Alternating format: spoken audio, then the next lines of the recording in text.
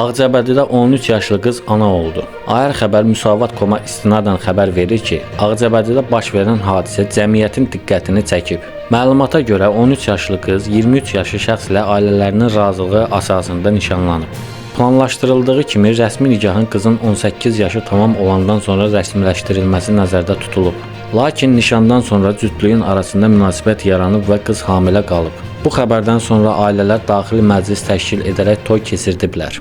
Qızın hamilə olduğu xəstəxanada aşkar edilib və bu barədə hüquq mühafizə orqanlarına məlumat verilib. Daha öncə ailələr bu vəziyyəti gizlətməyə çalışsalar da, fakt ictimailəşib və məsələ araşdırılıb. Hadisə ilə bağlı cinayət işi açılıb. Məhkəmə istintaqı zamanı cütlüyün övlad dünyaya gətirdiyi məlum olub. Zərər çəkmiş kimi tanınan qız və ailəsi şikayətçi olmayıb. Məhkəmənin qərarı əsasında təqsirləndirilən şəxsə şərti cəza verilib. Həbsdə olan gənc azadlığa buraxılıb və polis nəzarətinə verilmə qəti imkan tədbiri seçilib. Videonu bəyənərək bizə dəstək ola bilərsiniz. Ölkədə və dünyada baş vermiş hadisələrdən ilk xəbər tutmaq üçün kanala abunə olub bildirişləri açıq saxlayın.